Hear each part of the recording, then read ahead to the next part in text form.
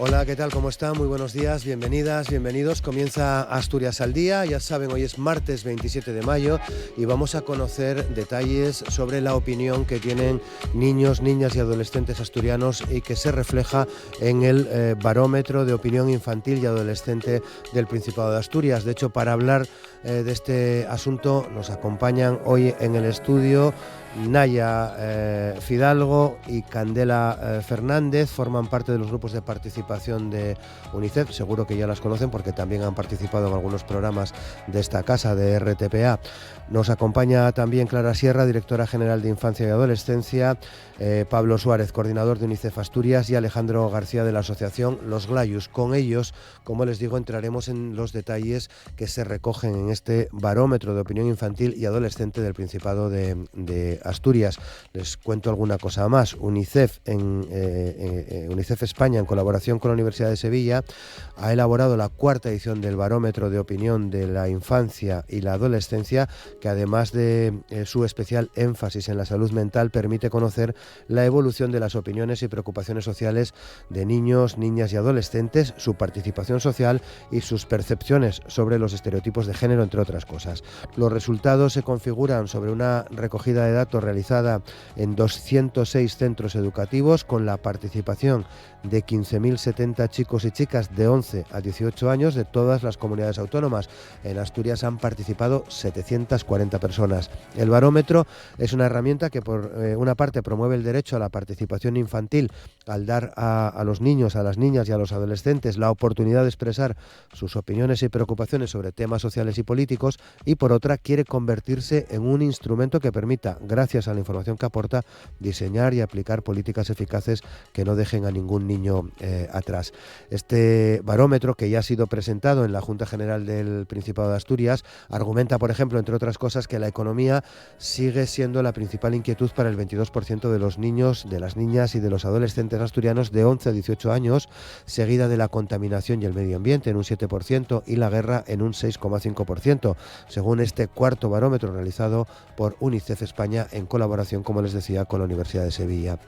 El barómetro de opinión de la infancia y adolescencia es una herramienta muy necesaria, ya que recoge las percepciones y preocupaciones de los niños, de las niñas y de los adolescentes.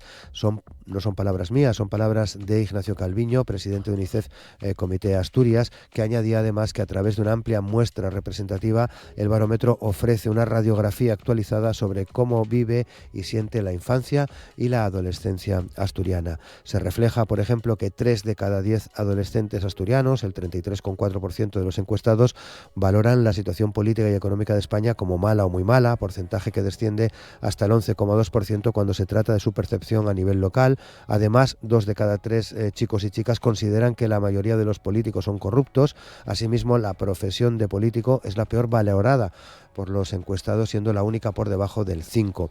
Cuando se les preguntó acerca de un listado de determinadas cuestiones sociales, los abusos sexuales a la infancia destacan como algo que preocupa bastante o mucho a 9 de cada 10 encuestados en España. Tras esta problemática se sitúan el hambre y la pobreza en el mundo, las guerras, los conflictos internacionales, el descenso de la calidad de la asistencia sanitaria, las desigualdades económicas y la pobreza, y el acoso y el ciberacoso escolar.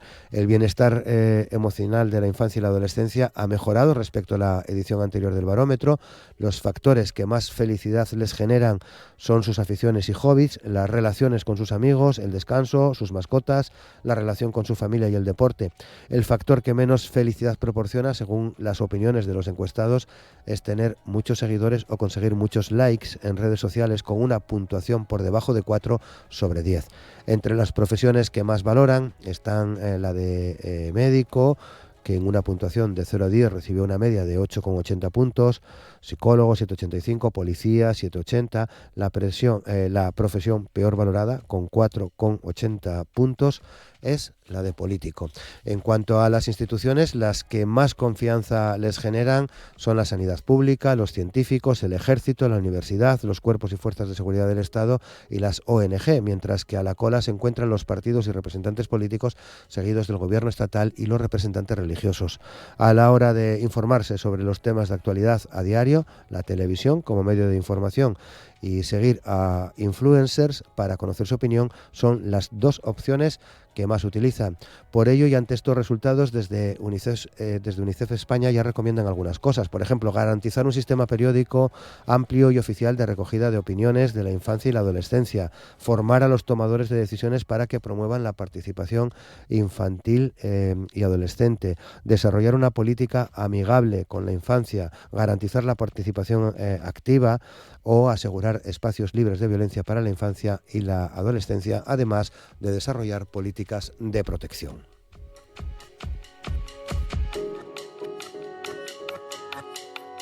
Asturias al día, con Roberto Pato.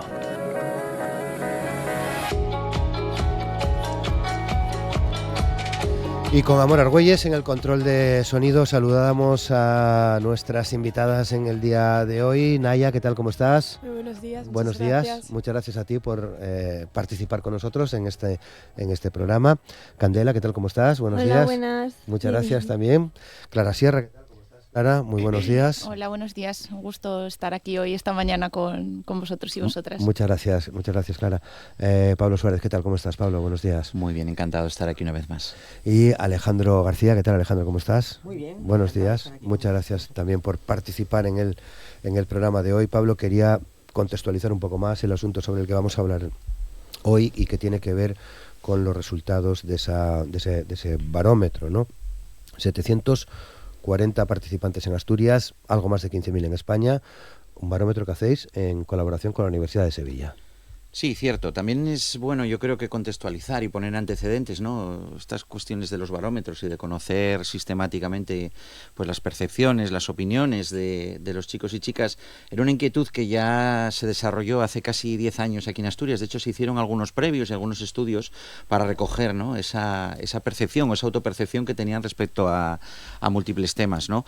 Es verdad que a partir del año 2019 y en colaboración con la Universidad de Sevilla, pues se desarrolla esta iniciativa que se hace para el conjunto de todo el Estado, con todas las comunidades autónomas, y en el que, bueno, en Asturias, como bien comentaste antes, pues se recogió a través de una muestra de 740 chicos y chicas entre 12 y 17 años, y que bueno, ya es la cuarta edición y donde, bueno, se va ya recogiendo, además de, bueno, sus preocupaciones y opiniones actuales sobre todos estos temas. También vemos, ¿no?, evolución en distintos temas, cómo algunas cosas van cambiando, cómo otras permanecen, y bueno, un poco yo creo que has hecho un resumen fantástico, una herramienta, ¿no?, que nos ayuda luego a la hora de desarrollar pues el trabajo que desde la organización hacemos pues para acompañar, también para influir en políticas, en la promoción de la participación infantil y también para sensibilizar a la población asturiana de la importancia que tiene escuchar sus voces y conocer y tener en cuenta sus preocupaciones. Con los datos del barómetro, Pablo, ¿qué imagen refleja sobre la infancia y adolescencia asturiana? A ver, la infancia y la adolescencia asturiana siempre lo decimos, ¿no? Es solidaria, comprometida, participativa. Realmente tenemos un contexto aquí en nuestra comunidad autónoma donde hay muchísimos chicos y chicas en grupos de participación por todo el territorio.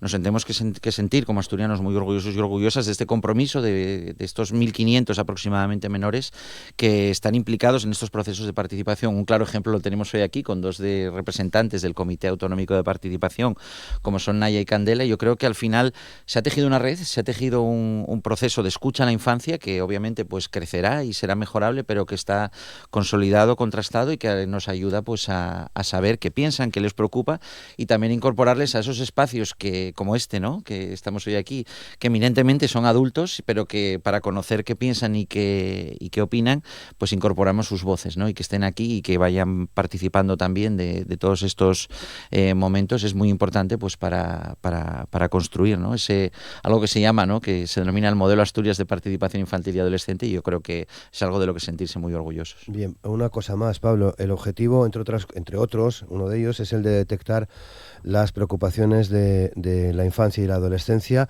Por eso terminábamos la presentación con algunas de las recomendaciones que hacéis en UNICEF, ¿no?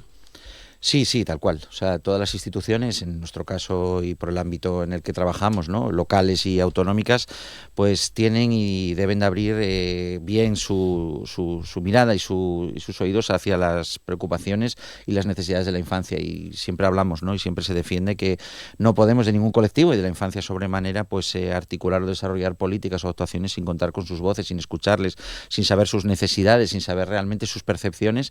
Y esto al final es el fin de este barómetro y de muchas otras iniciativas que hacemos cada día, porque al final no podemos construir políticas de infancia sin contar con la infancia, ¿no? Tenemos que superar, que a veces pasa, pero no siempre, ese adultocentrismo donde consideramos que somos los adultos exclusivamente los que tenemos que tomar las decisiones e incorporar medidas para ellos, pero sin contar con ellos. Entonces todo esto contribuye hacia ese cambio de mirada hacia la infancia.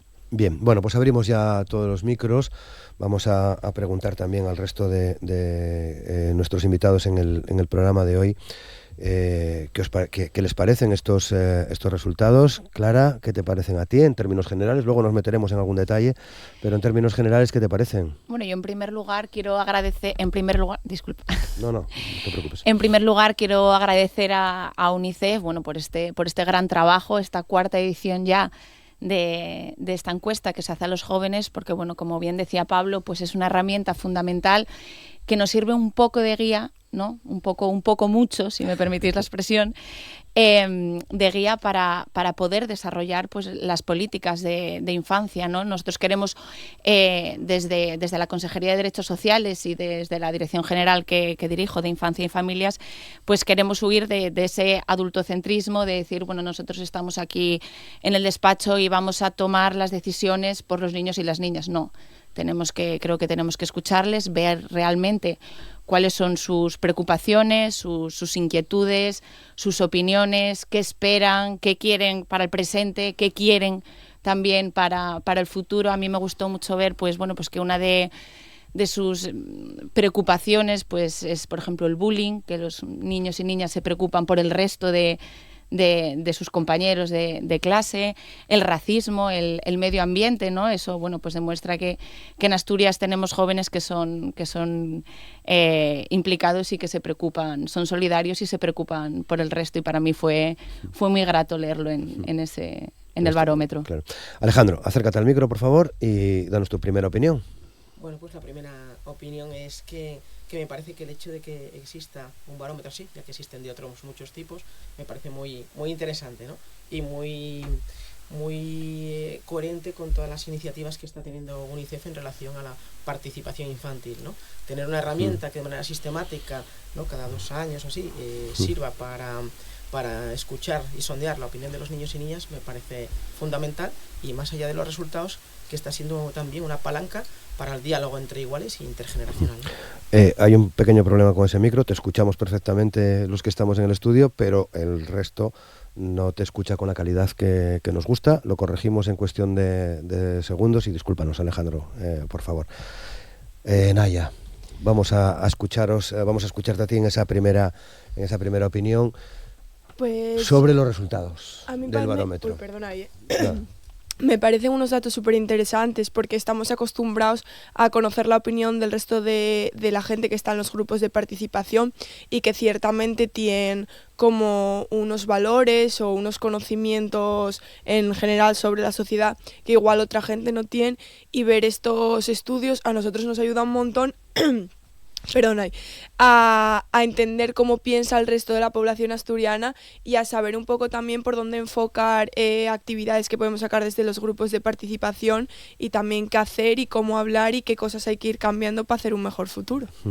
Candela.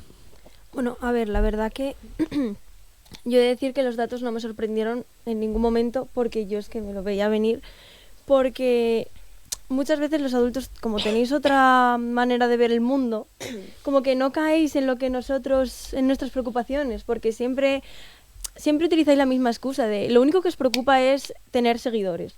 Y claro, este barómetro lo que os hace ver a vosotros y a todo el mundo es que no, o sea, nosotros somos ciudadanos y tenemos preocupaciones reales, no solo el teléfono.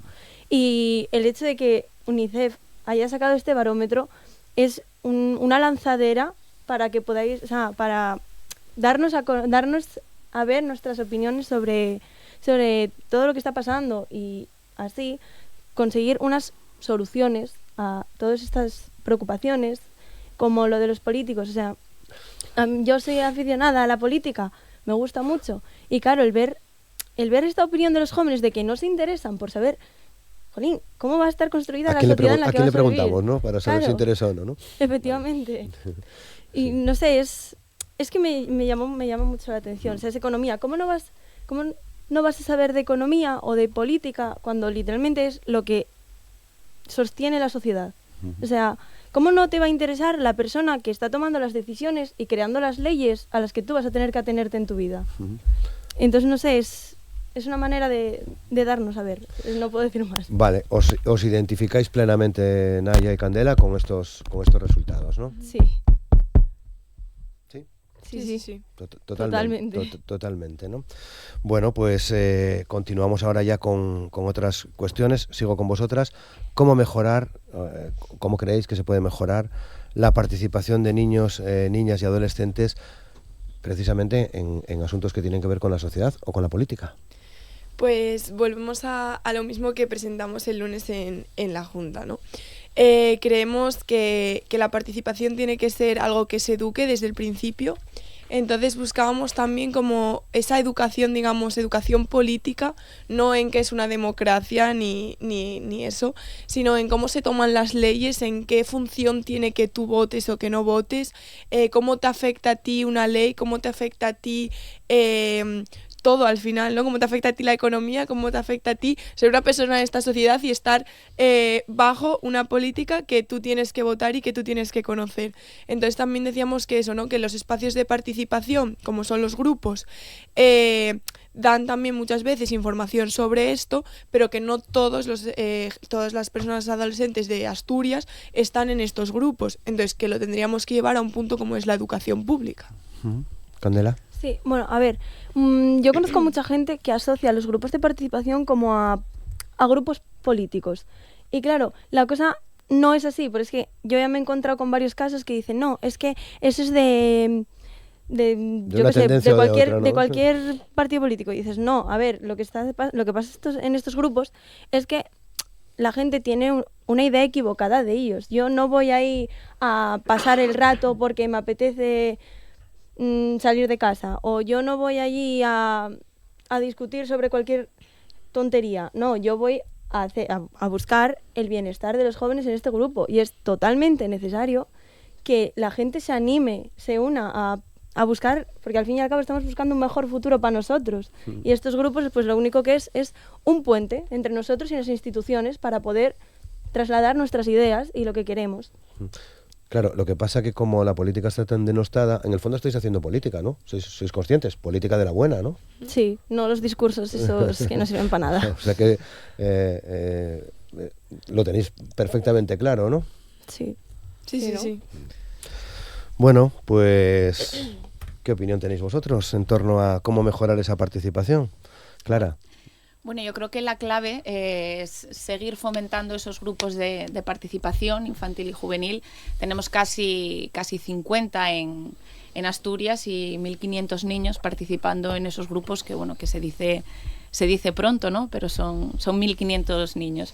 Y por la parte que nos toca, bueno, pues seguir reuniéndonos con ellos, seguir escuchándoles activamente, porque además es un derecho de los niños el ser escuchado, viene recogido en la Convención de los Derechos del Niño. Tienen reuniones con el presidente, y yo intento también pues tener siempre en cuenta sus opiniones, porque si yo o el gobierno tenemos en cuenta vuestras opiniones, pues al final nuestras políticas respecto a la infancia pues van a ser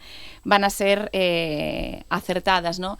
Y respecto a los grupos de participación, yo llevo en el cargo, la verdad que poquito, llevo unos 6 meses, y las iniciativas que me encontré te llegan a sorprender cuando ves lo que se les ocurre, lo que son capaces de hacer, y que aparte que se preocupan por el resto y tiene una implicación y tiene un reflejo para mejorar lo que pasa en su propio pueblo o en su propio espacio. Ves que son niños y niñas pues muy muy implicados, ¿no? Entonces yo creo que ese es el camino, seguir fomentando estos grupos de participación, seguir generando espacios para que ellos se expresen y sobre todo por la parte que nos toca, pues seguir escuchándoles.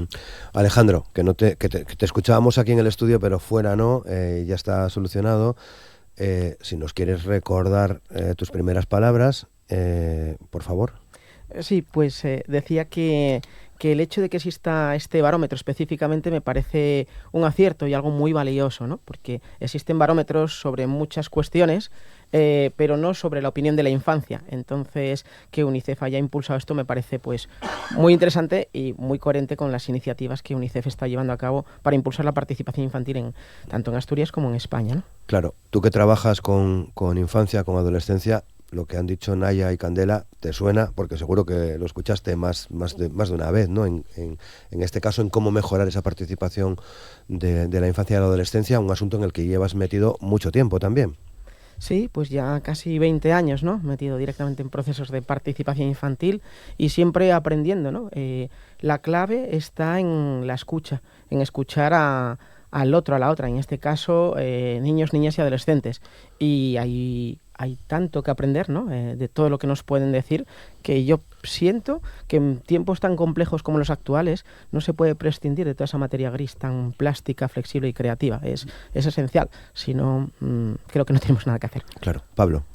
Sí, bueno, totalmente de acuerdo con todo lo que se ha dicho aquí, ¿no? Un poco por aportar algo distinto, ¿no? Todo el tema del esfuerzo y el trabajo que hay que hacer en sensibilización, en concienciación respecto a que los niños y niñas también tienen esa parte de derechos políticos que no es el derecho al voto, pero que se transforma pues en la escucha, en la participación, en la libertad de expresión, en el acceso a información, y eso es un poco lo que de alguna otra manera pues vamos trasladando a toda la sociedad asturiana, a las instituciones, que hay que construir, hay que facilitar espacios de escucha, espacios de participación, espacios donde los adolescentes y también los niños y niñas desde cualquier edad pues puedan contribuir a construir una sociedad mejor, puedan contribuir a mejorar su municipio, puedan contribuir a desarrollar una política concreta en un ámbito autonómico como es el caso, y todo eso forma parte de algo que son sus derechos y nuestra parte está garantizárselos y no negárselos. Bien, muy contundente la opinión que tenéis en términos generales sobre la política o los políticos en general. Creo que no fue el único al que sorprendió cuando el otro día en la Junta os expresabais vosotras o vuestros compañeros y compañeras de esa forma. ¿Qué es lo que nos gusta de la política, de los políticos? Naya.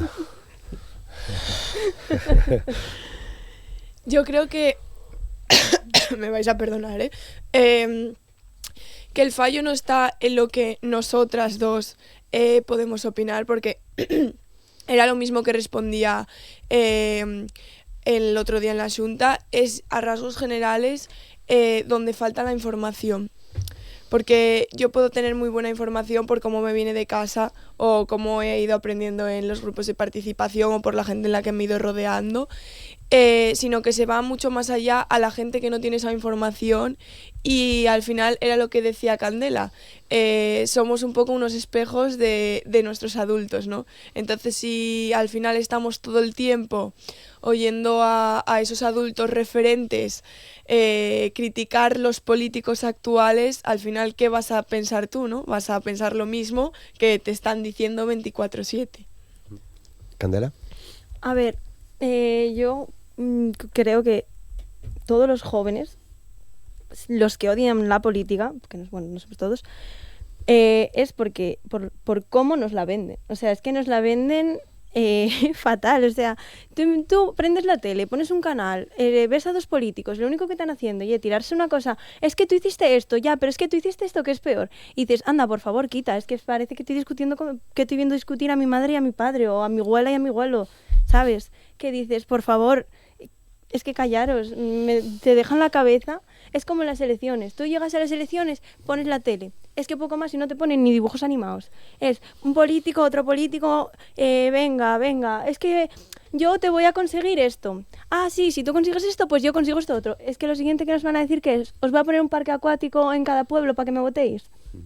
Y claro, es que al final tú luego te pones a ver lo que hicieron de verdad, y es que no hicieron nada. No hicieron nada. Bueno, no lo estoy diciendo a nivel regional, lo estoy diciendo a nivel ya nacional. O sea, que es que es increíble el cómo te venden una sarta de mentiras para que luego conseguir su voto y olvidarse de todo. Y claro, es lo que a nosotros nos quita las ganas. O sea, nos quita las ganas de decir, es que paso. Y yo no sé si lo estáis viendo, porque yo lo estoy viendo en los últimos años, la cantidad de jóvenes que votan disminuyó una cantidad, pero una cantidad increíble. O sea, no tengo aquí ahora mismo los estudios, pero es que los estuve viendo el otro día y es que te quedas flipando. Dices, pero una juventud que no vota a las personas que van a decidir el futuro de tu país, te deja flipando. Y dices, ¿dónde está el problema? Ahí, en los discursos que no te dan información, porque es que hoy en día tú te metes en internet y es muchísimo más fácil ver porno que encontrar información que no esté sesgada por una ideología. Los jóvenes no tenemos información real, información objetiva que no esté sujeta a una opinión que te puede influenciar. Vale, y parece que echéis de menos argumentos. Sí, claramente.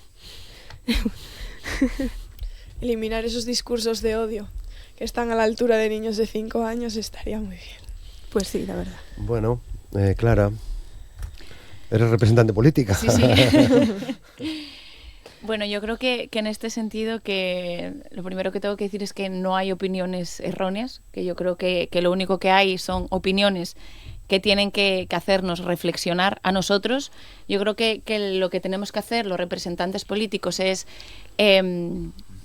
no pediros directamente explicaciones de por qué tenéis esa percepción de nosotros, sino nosotros mismos decir qué estamos haciendo mal para que no fluya la comunicación o no entendáis ciertas cosas o no haya canales de comunicación adecuados, cómo podemos ir mejorando. El otro día decíais en la Junta, que yo estuve ahí tomando alguna nota, claro, yo intento escucharlo para luego, para mejorar, ¿no? Que es mi trabajo, eso intento, que hablabais de que usásemos un lenguaje pues más sencillo para que los jóvenes lo pudieran entender. Y yo me quedé con eso y bueno, dije, venga, de ahora en adelante voy a intentar usar un lenguaje mucho más sencillo para que, sobre todo, los jóvenes, la infancia y la adolescencia, pues pueda entender la importancia y la trascendencia de todas las decisiones que se toman en el Parlamento y que se toman en el Gobierno. Entonces yo, lejos de querer ser, pues negativa o sentirme dolida de alguna forma, yo creo que me sirvió como para decir, venga, voy a ponerme las pilas y voy a estar escuchándolos y seguir escuchándolos para ver cómo podemos mejorar, porque no dejan de ser, aunque no tengan derecho a voto todavía, en breves ya tendrán derecho a voto. Tema, ¿no? Claro, aunque no tengan derecho a voto todavía, son ciudadanos de pleno derecho, son ciudadanos del presente, de la hora, y que tenemos que ponernos las pilas, lo que tenemos que hacer. Cuando queréis intervenir, no esperéis a que yo os dé la palabra, la pedís y os vamos escuchando, porque, Alejandro, la política, claro, pensamos que nuestros niños, nuestras niñas, nuestros adolescentes, meterse en esto de la política, hablar de política, qué feo, pero lógicamente tienen sus propios canales, tienen su propia información o buscan su propia información y llegan a conclusiones, ¿no? Sí, ¿les gusta la política? Es que la política es necesaria y es inevitable, porque tiene que ver con la polis, con la forma en la que los seres humanos organizamos la vida en común. Y como somos una especie social que vivimos junto a otros y otras, no nos queda más remedio que organizarnos, y eso básicamente es la política, ¿no? Y luego hay muchas formas de hacerlo o de organizarlo.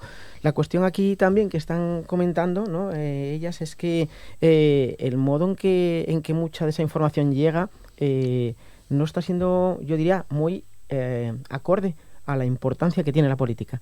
Es decir, la política, entre otras cosas, debería de tirar del arte de la oratoria en su máxima expresión. Debería ser un gusto escuchar a los políticos para ver cómo realmente desarrollan esa oratoria y que digas, wow, tanto unos como otros entiendo sus argumentos y de acá o de allá saco cosas que entiendo su lógica y su potencia, ¿no? Eso sería el arte de la oratoria llevado a la máxima expresión. No es el caso, parece más a veces una feria... Eso vale también para nosotros, ¿no? Para los adultos. Sí. Yo creo que cuando uno habla a un público, a una sociedad, tiene que cuidar lo que dice.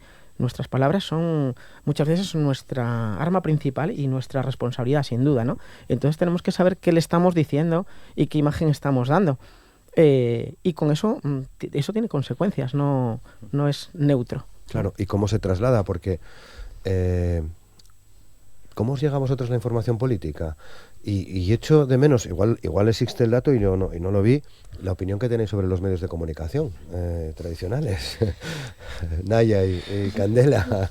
Tú y yo. Bueno, vamos a empezar por cómo nos llega a nosotros la información política, ¿no? Casi siempre, yo diría que por redes sociales. Sí. Y casi siempre manipular.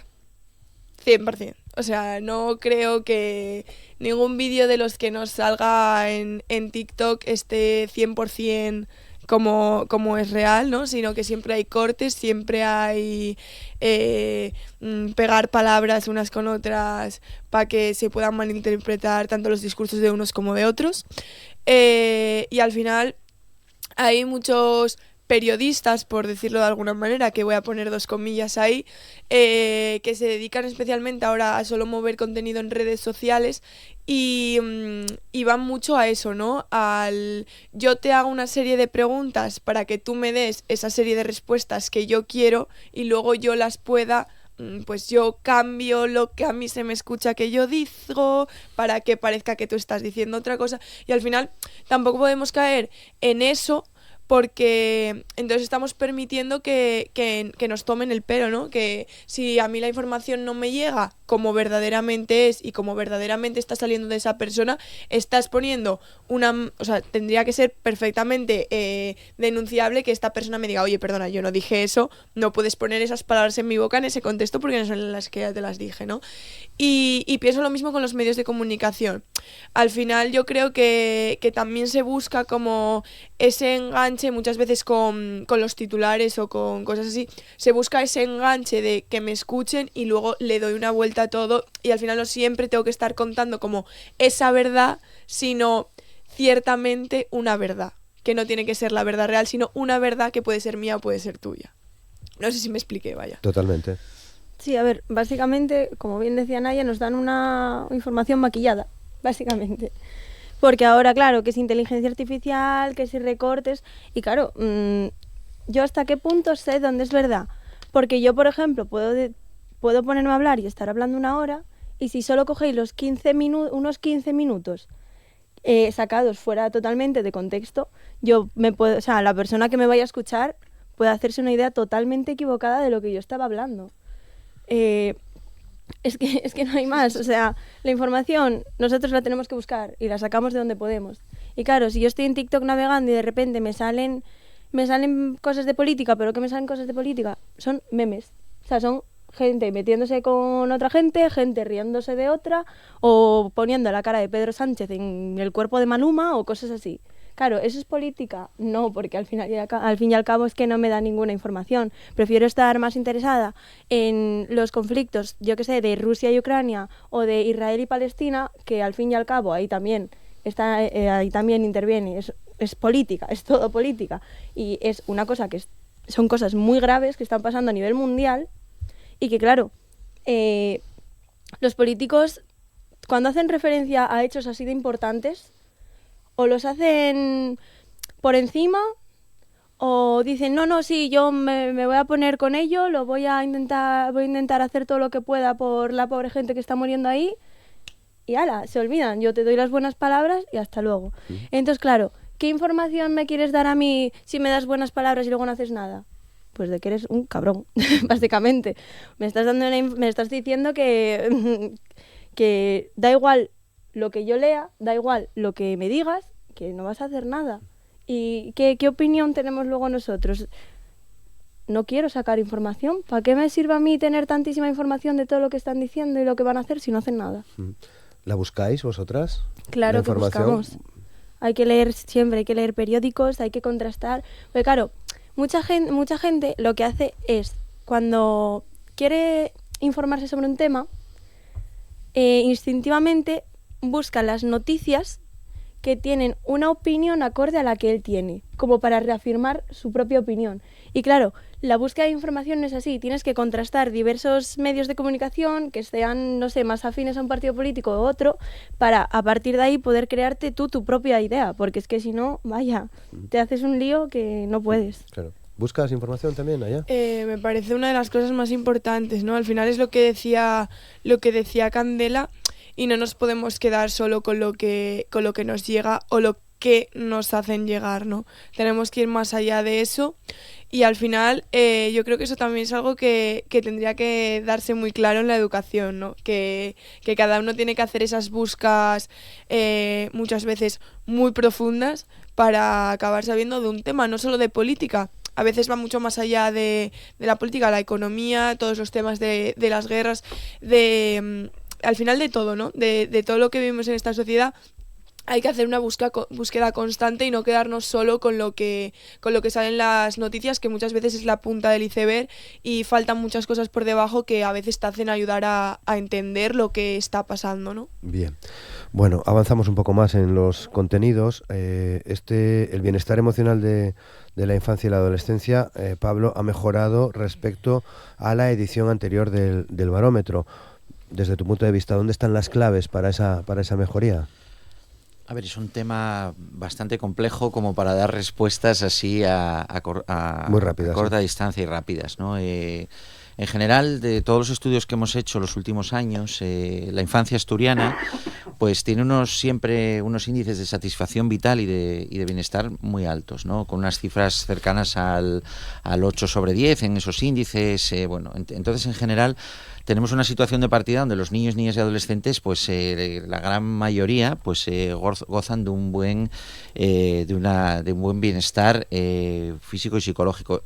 La otra parte y la otra mirada es ese 20%, ese 15%, pues que no está en tan buena situación, ¿no? Al final, más allá de que el índice pueda subir un poquito para arriba o para abajo, la lectura que se puede hacer es esa, ¿no? Como hay un porcentaje importante de los adolescentes, pues que están en un momento donde están sufriendo algún tipo de malestar especialmente emocional, que pueden tener alguna circunstancia o una satisfacción vital más baja. También influye bastante en los estudios cuando se habla de los índices o los datos de integración social, es decir, que puede también tener problemas de socialización e integración. Entonces, partimos de esa base, ¿no? En general, la infancia y la adolescencia asturiana es feliz, la mayoría, ¿no? Pero hay una parte importante, y en todos los estudios sale, y en todos los barómetros ha ido saliendo. Es verdad que en esta edición ha mejorado, la muestra es la que es, hay que también ser conscientes que se encuesta anónimamente a 700 adolescentes, 740 concretamente de toda Asturias, y bueno, eso yo creo que es un dato que siempre nos lleva a la otra lectura, es decir, vamos a ver por qué ese 15, ese 20% pues no goza de tan buen bienestar emocional y puede tener unas necesidades que no están siendo cubiertas, para luego articular y trabajar en esas políticas. Pero bueno, también, y en el barómetro y en general, ¿no? En nuestros estudios siempre hay que partir de una visión de que la infancia asturiana en general está bien y que goza de buena salud, pero que hay siempre un porcentaje que no está tan bien, ¿no? Y ahí es donde hay que intervenir, hay que buscar cuáles son las cuestiones. Aquí en el barómetro no se da más allá de una información sencilla de esto que estoy contando, ¿no? Alejandro.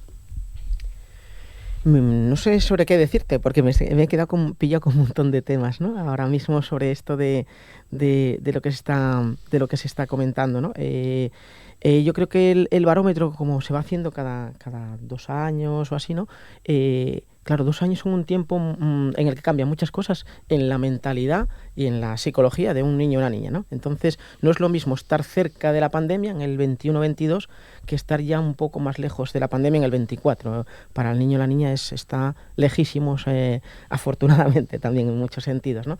Entonces, se van produciendo ahí unas oscilaciones en cuanto a la mentalidad de niño respecto a temas relevantes que están ocurriendo, ¿no? Pero de la pandemia para acá han ocurrido otras cosas, ¿no? Como las guerras que está habiendo y que influyen también mucho en el clima general. Y los niños y niñas son sensibles al clima general, al ambiente psicosocial que está habiendo, y entonces eso influye también mucho en cómo se percibe la realidad, ¿no? Hay esa sensibilidad ahí. Y también quería comentar una cosita también importante respecto a lo que se está diciendo, que es comentabas antes sobre la participación infantil, cómo fomentarla más, y yo hay una cosa que quería comentar y no dejar de decir, ¿no? Que es, por ejemplo, en UNICEF desde hace años se están haciendo muchos tipos de comités de participación infantil. Ahí hay órganos asesores, grupos motores, y por suerte hay muchos niños, niñas y adolescentes asturianos que están participando en esos distintos grupos, ¿no? Aquí en Asturias existe el Comité de Participación Infantil y Adolescente, afortunadamente, pero yo sugeriría que estuviesen presentes en todos los comités que haya de educación, imprescindible, que haya niños y niñas ahí en mesas de educación, de salud mental, y no solo un comité de participación general, ¿no? Sino que en todos los ámbitos puedan estar para dar su opinión y para dialogar, ¿no? Sería imprescindible. Si no, solo los grupos de participación infantil ahí en sus municipios no alcanzan a todo. Y en estas cuestiones autonómicas, ámbito por ámbito, debería, pienso yo, haber niños, niñas y adolescentes, ¿no? Tiene toda la razón Alejandro. Yo creo que por mucho que trabajemos nosotros individualmente cada grupo de participación, si nosotros cada 2 meses, digamos, más o menos, sacamos X propuestas que casi siempre tienen que ver, lo que decía Alejandro, con educación. En los encuentros siempre acabamos hablando de educación. Yo creo que es muy importante que ya sea Lidia o sea alguien de su entorno de educación, Lidia Espina, me parece súper importante que estuviera en esos ámbitos, ¿no? Que viniera, que nos escucharan, que tuvieran en cuenta, porque al final, ¿quién mejor te va a hablar de educación que los que la estamos recibiendo constantemente, ¿no? ¿Quién mejor te va a poder ayudar a crear nuevos espacios o decirte qué necesitamos que los que estamos 6 horas metidos en una clase?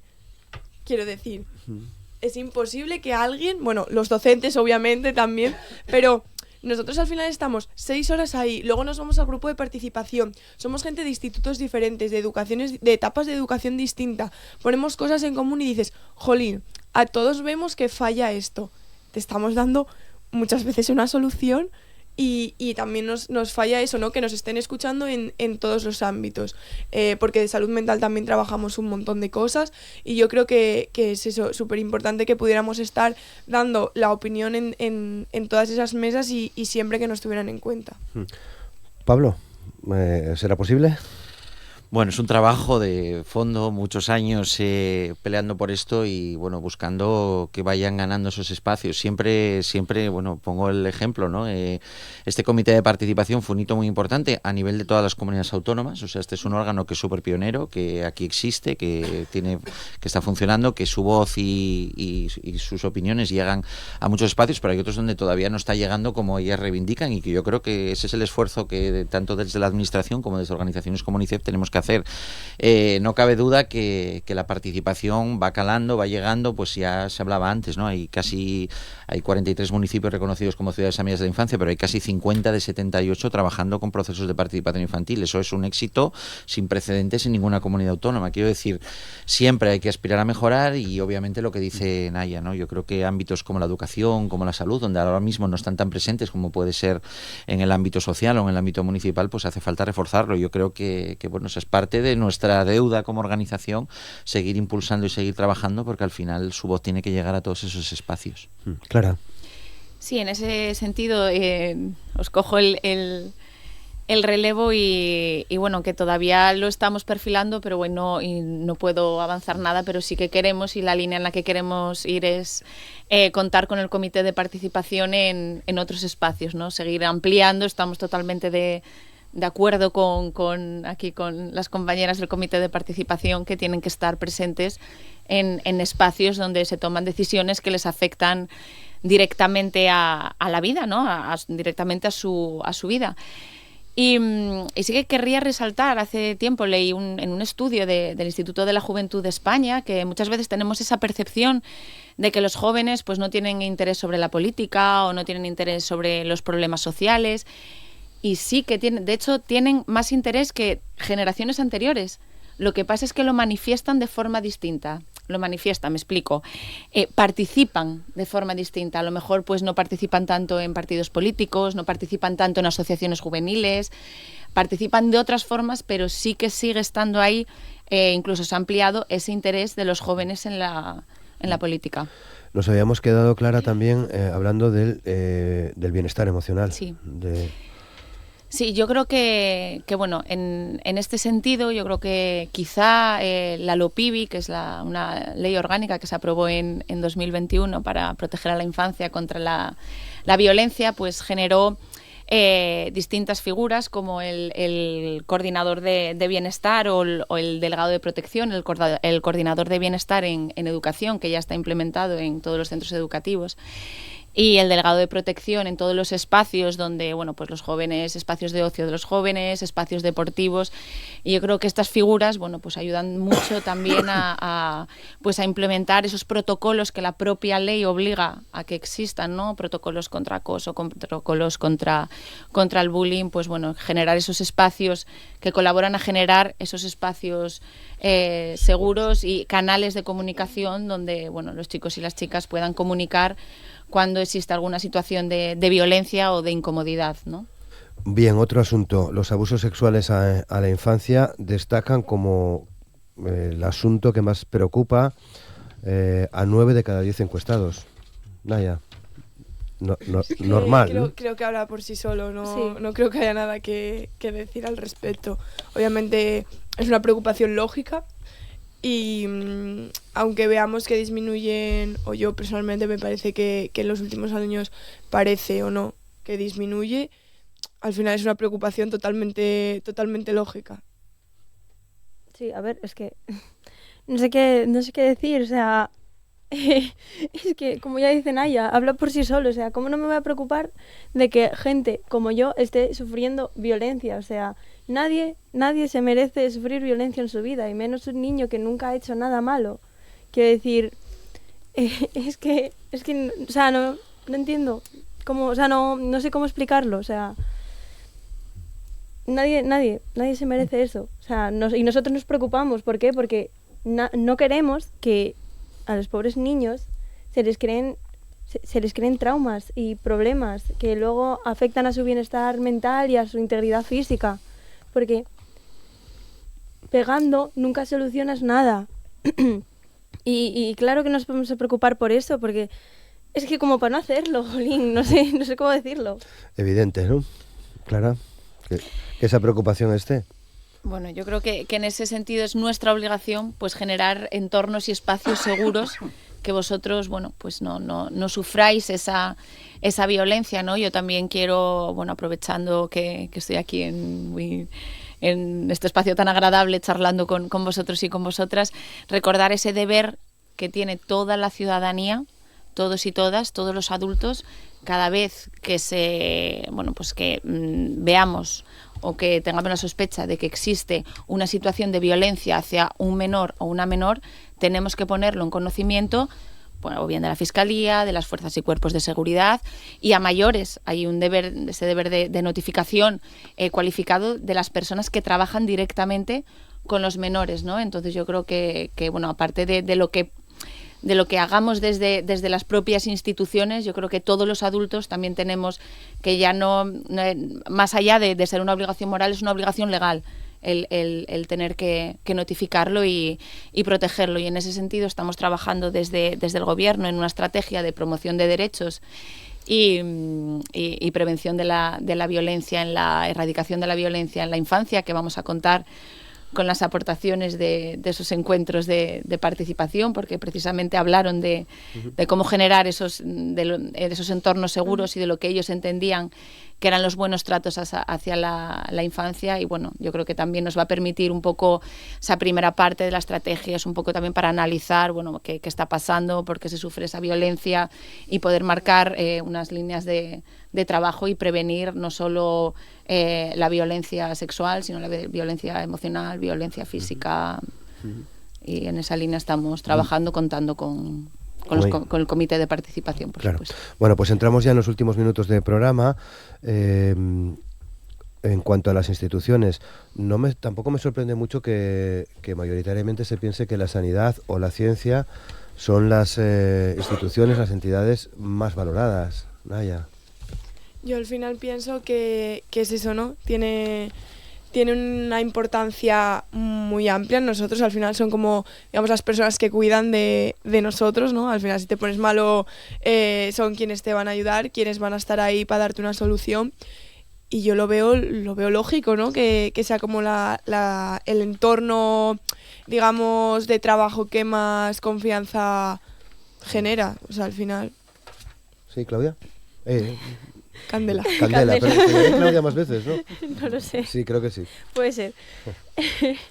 Es una costumbre que tengo, cambiar nombres. No pasa nada, no pasa nada. Candela, sí. Nada, al fin y al cabo es que, como dice Naya, la sanidad es la que cuida de nosotros y de nuestros seres queridos, y al fin y al cabo ningún adolescente se quiere quedar solo. ¿Y cómo nos quedamos solo? Pues con entidades e instituciones que cuiden de la salud de nosotros y de nuestros seres queridos. Ya está. Muy bien, pues última intervención también para vosotros. Alejandro, una conclusión de lo que has escuchado hoy aquí. Pues un poco repitiendo lo que dije al principio, ¿no? Que es muy valioso, muy importante que exista un barómetro específico de opinión de la infancia para escuchar sus voces, y que ojalá que haya muchos más, y que pues nos dé pie, como está dando pie, ¿no? Este en concreto ha dado un pie a mucho debate, ¿no? Se ha podido dialogar entre iguales dentro de los grupos de participación infantil. Algunos han podido dialogar sobre esto dentro del comité.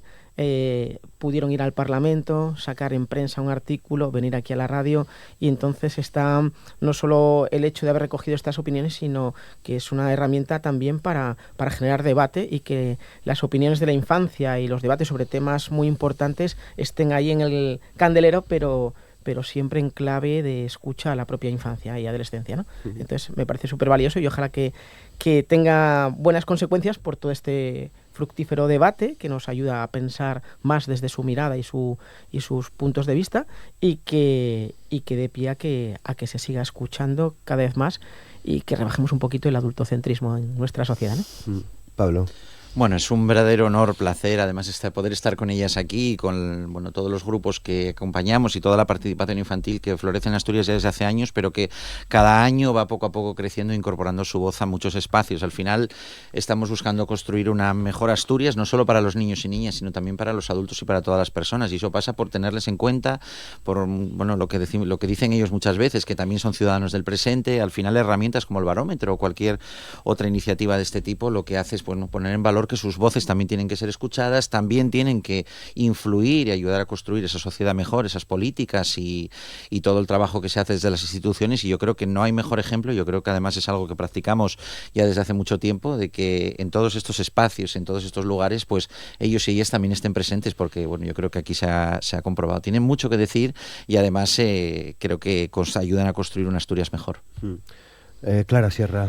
Bueno, yo agradecer sobre todo a Naya y a Candela que hayan venido hoy aquí a la TPA, que hayamos podido acompañarlas. Muchas gracias por vuestras opiniones, y bueno, extender este agradecimiento al Comité de Participación, a todos los niños, a los 1.500 niños y niñas de Asturias que participan en estos grupos de participación, porque bueno, al final la verdad que me gusta mucho, ¿no? Ver que sois ciudadanos, que sois implicados, que transmitís, estoy segura que transmitís al resto de vuestros compañeros la importancia, bueno, pues de informarse, de tener una actitud crítica, de generar vuestras propias opiniones, porque al final es la única forma de garantizar la democracia, ¿no? Que todos tengamos, bueno, conocimiento, todos tengamos opiniones. Así que, bueno, agradecer a esos 1.500 niños, y bueno, a los Layos y a UNICEF, por supuesto, y a otras entidades también que trabajan con el tema de la participación. Agradecer la gran labor que hacen. Muy bien. Una última cuestión, ya muy breve, como conclusión también para ti, Naya. Muchísimas gracias por contar con nuestra voz aquí. Una cosa que sí que me gustaría decir, que estamos perdiendo ahora mismo clase, que nos parece muy importante que se nos den espacios, pero yo creo que también hay que tener en cuenta cuando se nos dan, y que nada, que son unos barómetros súper interesantes, que dan para muchísimo más que una hora, y que toda la gente que los pueda consultar, que ellos eche un ojo y que disfrute de cómo está la juventud ahora mismo en Asturias. Y Candela. Bueno, pues nada. Ya lo dijeron todos ellos, pero a ver, el barómetro, cosas importantes, porque es una cosa súper importante, porque nos da visibilidad a los jóvenes. El simple hecho de tener aquí a gente del gobierno escuchándonos ya es para dar las gracias, porque es mucho más de lo que conseguíamos antes. Y nada, ya se ven ahí todas las preocupaciones, ahora a buscarles solución y a esperar que el próximo barómetro pues las preocupaciones disminuyan. Muy bien, pues llegamos al final. Naya, muchas gracias por participar con nosotros. Candela, muchas gracias y discúlpame porque creo que te llamé Claudia todo el programa. No así pasa que nada. discúlpame, Candela. Muchas gracias. Clara Sierra, muchas gracias. Pablo Suárez, muchas gracias. Y Alejandro García, muchas gracias.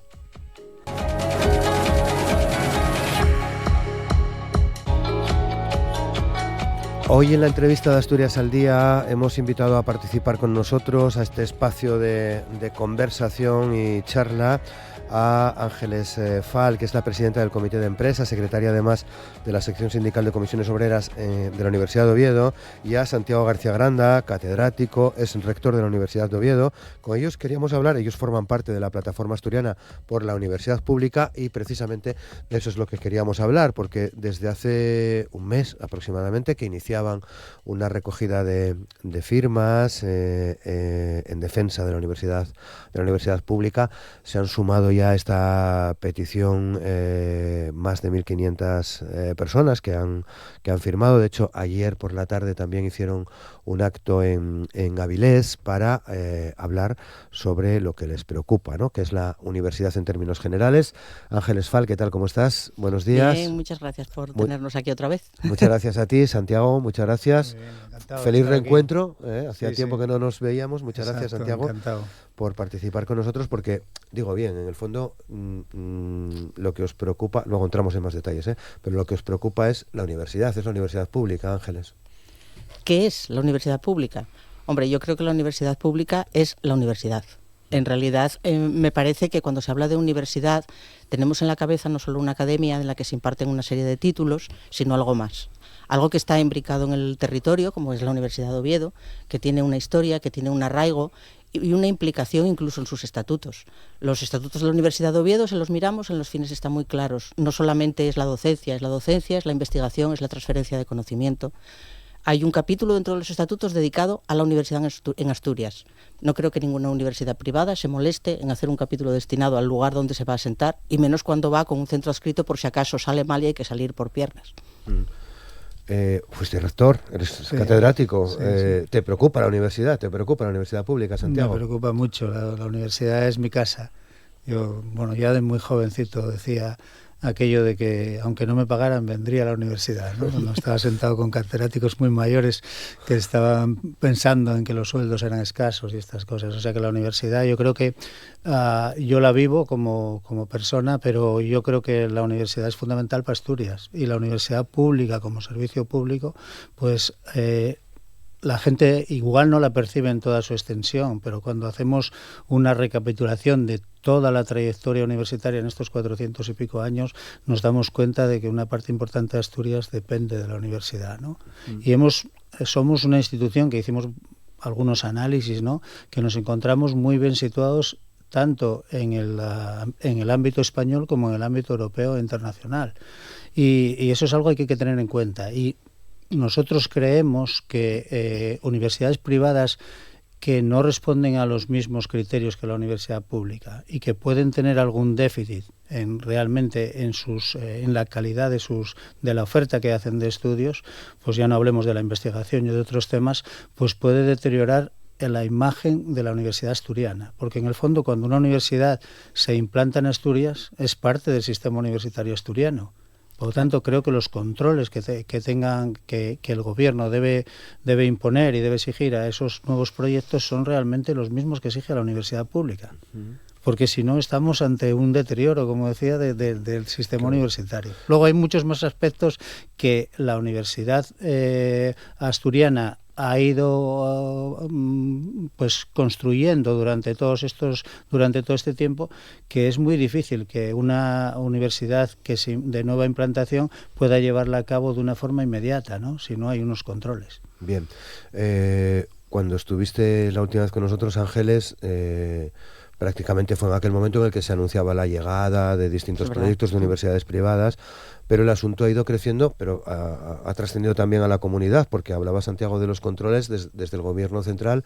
No hace mucho se planteaba precisamente una serie de requisitos, de controles para la implantación de universidades privadas, para el crecimiento de universidades privadas. ¿Qué opinión tienes de esos controles? A ver, esos controles al final lo que han hecho es poner de manifiesto, digamos, a lo grande, desde el gobierno central, algo que ya se sabía, que era que detrás de muchas universidades privadas había realmente cuestiones que poco tenían que ver con el interés por la educación superior ni por la universidad, sino un negocio en el que en muchos casos no sería la primera ocasión ni la última, en la que hay universidades que se implantan temporalmente en un sitio y a mitad de una carrera, digamos, dejan a los alumnos tirados, porque si deja de ser negocio, pues se van y ya está. Eso nunca pasa con la universidad pública. Entonces, que haya pasado eso y que además la calidad de las universidades privadas se haya visto que no alcanzan esos estándares que se esperaba que alcanzasen, pues viene, por una parte, porque los requisitos quizá no fueron suficientemente estrictos y por otra, porque el seguimiento de esos requisitos tampoco lo fue. Y después, por otra cuestión más, que es que las comunidades autónomas, a pesar de que haya una evaluación de esas universidades negativa, tienen la capacidad de poder admitirlas igual en el territorio. Y eso es muy peligroso, porque ahí se mezclan cuestiones políticas y de negocio por encima de las cuestiones universitarias o de calidad de la docencia.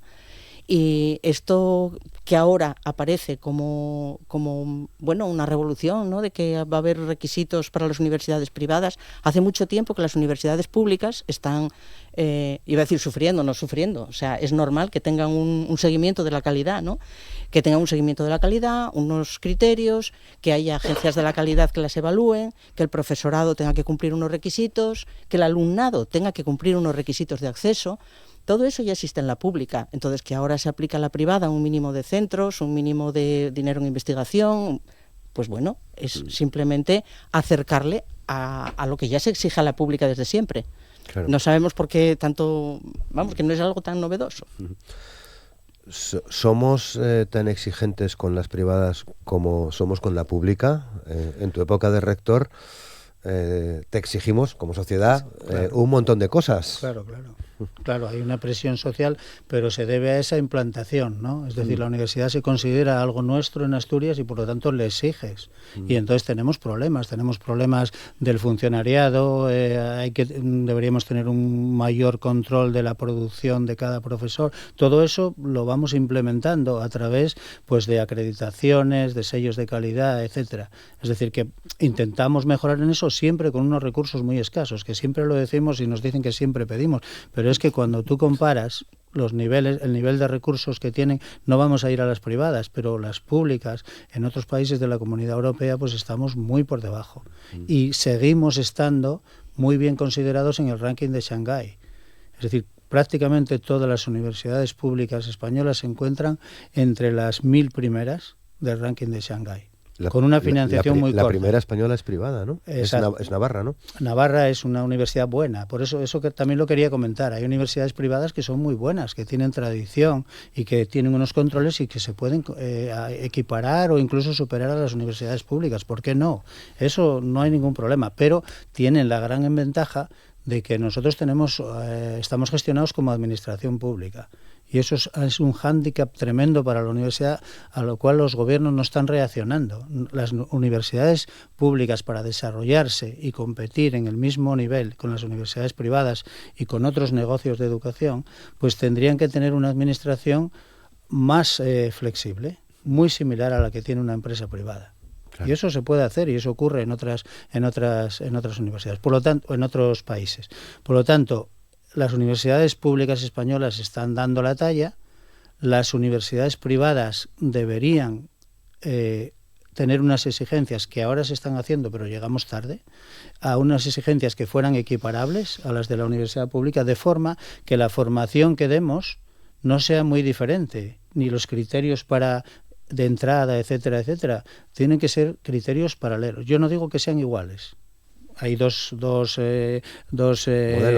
modelos y esos dos modelos pues funcionan de forma diferente y la gente elige. A mí me parece bien. Lo que no puede ser es que un modelo dañe el sistema universitario. Eso es lo que no puede ser. ¿Las privadas lo pueden dañar? El sistema privado Hombre, claro que sí, se está viendo en Madrid lo que está pasando. Hay universidades como la Complutense que están muy arriba en los rankings respecto a la que puede estar Oviedo, por ejemplo, que es una universidad más pequeña y que está padeciendo verdaderos atascos en su gestión por falta de dinero. Porque al final las universidades privadas no son tan privadas, porque vienen a sacar dinero de lo público también. Entonces, cuando hay un sistema totalmente privado, pues a lo mejor no había tanta competencia, digamos, por los fondos públicos, pero es que cuando una universidad privada se asienta en un territorio, parte de las becas que van a ir a los estudiantes van a ir también para las privadas. Parte de las ayudas van a ir para las privadas. Y todos hemos visto como nada más desembarcar en Asturias, lo primero que han hecho es contactar con las instituciones públicas para pedir apoyo, para pedir locales, para pedir ayudas. Entonces, privado sí, pero no tanto, ¿eh? Santiago. Sí, yo creo que el problema... yo creo que existen dos problemas. Primero, que la mayoría de las instituciones privadas, excepto las clásicas que han demostrado a través de la historia que pueden funcionar y producir como una universidad pública y que pueden especializarse y además que pueden complementar la oferta pública, que esto es muy importante. Es decir, ¿por qué las universidades privadas entran en las titulaciones que están bien implantadas en los territorios y no entran en nuevas titulaciones que pueden ser interesantes para una parte de la población? Porque su interés es solamente donde hay demanda. No es donde realmente se necesita crear una sociedad, no sé, aeronáutica. Necesitamos algún tipo de ingeniería que no existe y que realmente podrían dar esa oferta privada. Pues eso sería una buena universidad privada para mí. Una universidad que complementa a la universidad pública e incluso la supera en esos temas. ¿Por qué no? Después está el tema estamos en un estado de bienestar y gran parte de los recursos para educación, para salud, etcétera, son impuestos, son recursos públicos. Entonces, ¿qué es lo que pasa con muchas universidades privadas? Que en conexión con los gobiernos pues pueden entrar a esos recursos públicos. Hay algunos que son realmente ad persona, es decir, el estudiante tiene su beca. Si va a una universidad privada, está consumiendo recursos públicos. Eso es una forma, pero hay otras formas, como dijo Ángeles, de terrenos, implantación. ¿Y qué pasa si una universidad privada fracasa en su proyecto? Cuanto mayor sea esa universidad privada, mayor número de estudiantes van a depender de esa universidad. ¿Qué garantía tenemos de que esa universidad va a continuar? ¿O cuál va a ser su actitud? Va a ser gobierno regional, necesito más recursos para continuar, porque si no, no puedo continuar, porque tengo pocos estudiantes, porque los profesores me cuestan mucho. Ese es otro tema también, el tema laboral, es decir, las personas que trabajan en la pública deberían tener unos derechos parecidos y unas condiciones laborales parecidas a las que tienen en una universidad privada o una universidad estándar en Europa, ¿no? Si no los tienen, y eso nos consta que en algunos casos pasa, no en todos, pues eso es algo que deteriora nuestro sistema universitario, porque uno de los parámetros es la calidad del profesorado que tienes. Y en Asturias, si alguien baja la calidad del profesorado, va a bajar en Asturias, en la comunidad. Claro. La calidad del profesorado y la calidad de la investigación, que es inherente. Bueno, sí, casi ya no hablamos de la investigación porque eso lo damos por descontado. Entonces, la universidad privada, me consta que algunas, pues lo que están haciendo es intentando llegar a esos niveles de investigación.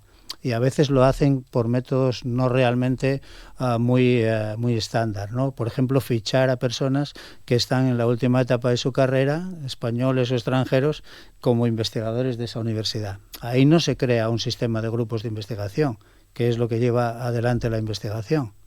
Entonces, bueno, eso nos puede generar unos problemas grandes si no se tiene en cuenta esos controles que decimos de... Bueno, pues usted tiene que hacer investigación a unos niveles, tiene que tener no sé cuántos programas de doctorado, tiene que tener pues esa investigación que se lleva, que es inherente a la universidad. Es que si no somos un college, ¿no? Una cosa para dar clase. Bueno, que no pensáis que, como han dicho algunos políticos asturianos, se pueda convivir la universidad pública y la universidad privada. Hombre, no lo vemos positivo. O sea, cuando te venden en prensa durante, bueno, sobre todo en los últimos meses, ¿no? Que menos mal que nos llega la privada Asturias. Yo digo, vaya por Dios, ha llegado la privada Asturias, porque al final hemos visto que en aquellos sitios donde se ha implantado primero están teniendo muchos problemas las universidades públicas. Entonces no nos parece que la experiencia sea envidiable, ni muchísimo menos, ¿no?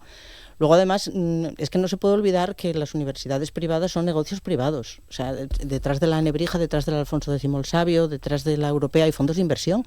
Un fondo de inversión es una hermanita de la caridad que viene a hacer Caridad Asturias, ni a sacarnos del pozo, que por otro lado, a lo mejor ni tanto pozo. O sea, hay veces que echamos demasiada leña al fuego en cuanto a lo malísimo que tenemos ahora. Yo creo que hay que poner en valor lo que tenemos ahora y hacerlo mejorar también, criticar aquellos aspectos que están mal y hacerlos superar, ¿no? Pero que nos venga a salvar una implantación de un estudio de 40 estudiantes el año que viene, con suerte, y que acaba de planificar el hacer un curso de 2 días en Avilés por el verano para coleccionistas de arte, yo creo que al avilesino medio le da así como un poco igual y que no le va a solucionar la vida. Luego, además, si miramos en los patronatos y en los accionistas de estas empresas, quién está detrás, pues podemos deducir cuál es su interés. O sea, es que no hay más que mirarlo. Son datos, en algunos casos, no todos tienen igual de transparencia, ¿no? Pero en algunos casos son fáciles de seguir y explican muchas cosas. Por ejemplo, que la Nebrija tenga en su patronato a gente de la talla de Pedro de Silva o de Suárez Pertierra, pues a lo mejor ayuda a que se le vean con determinados buenos ojos por parte del gobierno asturiano. No digo nada de que los miren con buenos ojos, pero siempre que cumplan aquellos criterios que tiene que cumplir una universidad, que en el caso de la Nebrija no los cumple, y por eso precisamente va por la vía del centro escrito. Una vía un tanto dudosa de adscripción, dado que se adscribe a sí misma, y entonces, claro, no creo que tenga muchos problemas para cumplir con las condiciones que se pone a sí misma.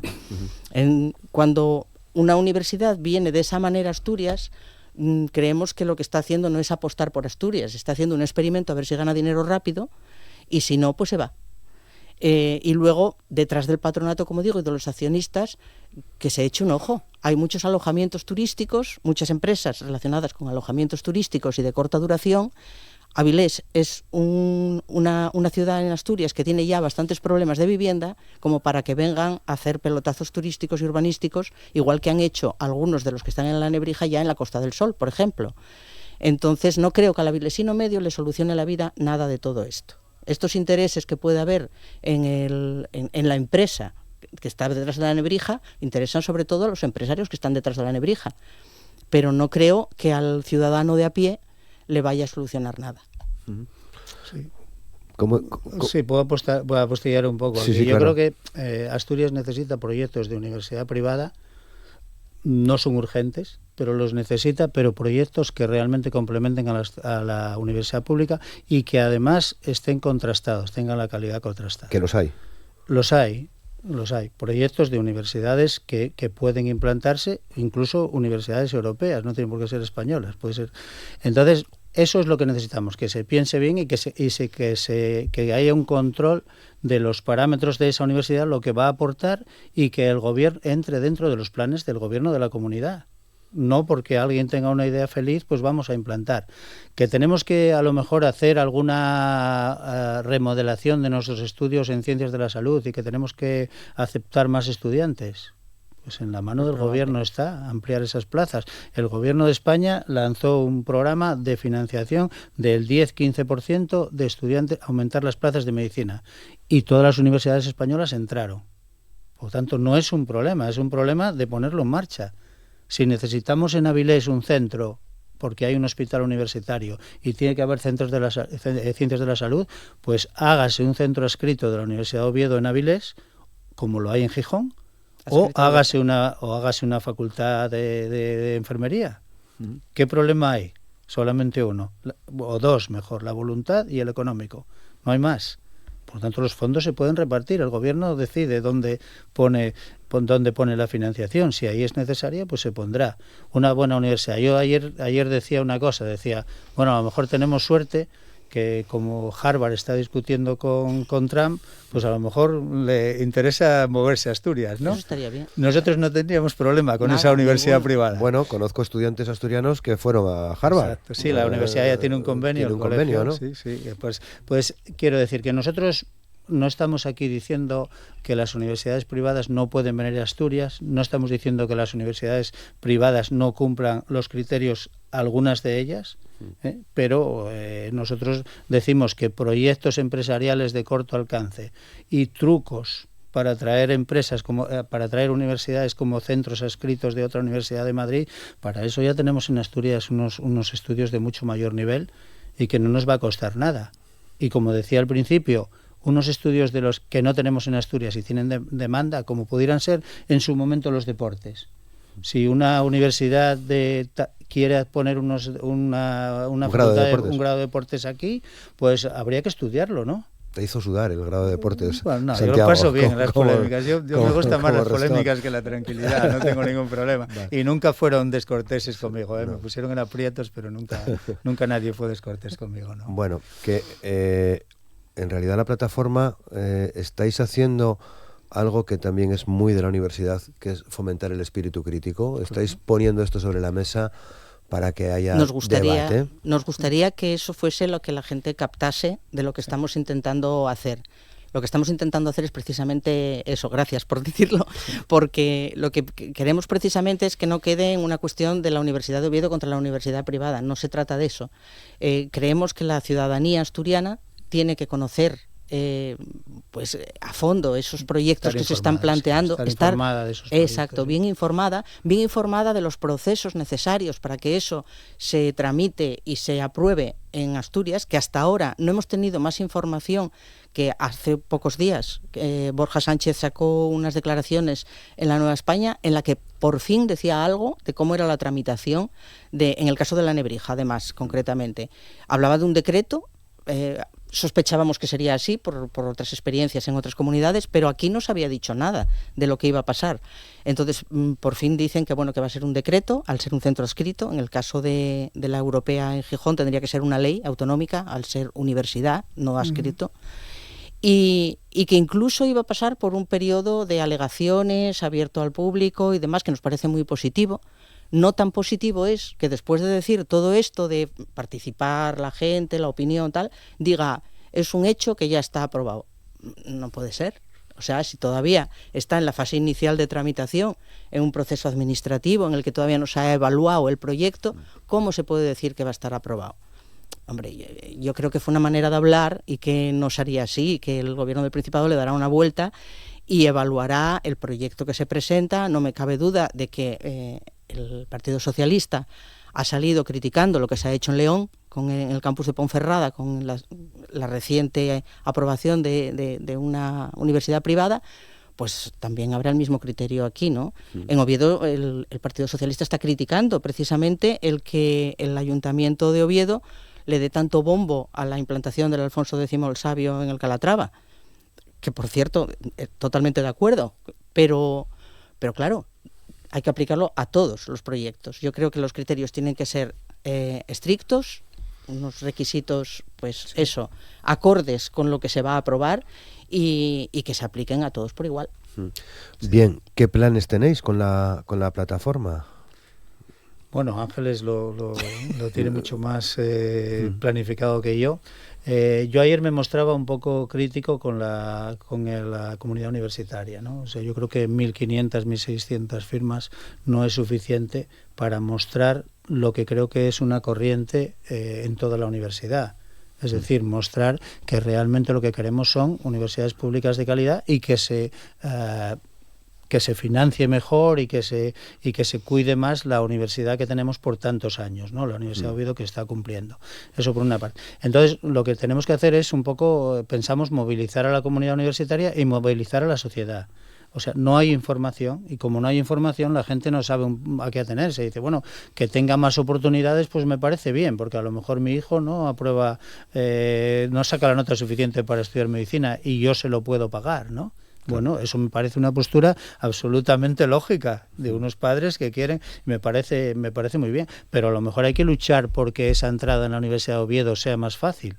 porque seguramente que lo que quiere es estudiar en la Facultad de Medicina de la Universidad de Oviedo, y si no puede, pues tiene que buscar la solución alternativa. Por lo tanto, entre todos vayamos dando las opiniones, impulsemos qué es lo que piensa la comunidad asturiana de una forma informada, no por estas pequeñas anécdotas que vienen o porque les cuente alguien con mala intención. Ese es el problema que nosotros tenemos. Nosotros no tenemos ninguna mala intención, ni la podemos tener respecto de la Universidad de Oviedo, porque somos todos funcionarios, a nosotros no nos va nada en ello, algunos nos vamos a jubilar pronto. Es decir, no es un tema personal por lo que estamos luchando por la idea que nosotros tenemos del servicio público que representa la universidad y toda la tradición que en Asturias arrastra la Universidad de Oviedo, que creo que es positiva. Claro. Alguien que salga y que diga que es negativa, me parece bien, discutimos. Sí. ¿Quiénes estáis en la plataforma? Porque, bueno, hay profesorado, hay, sí, supongo que de la sociedad civil.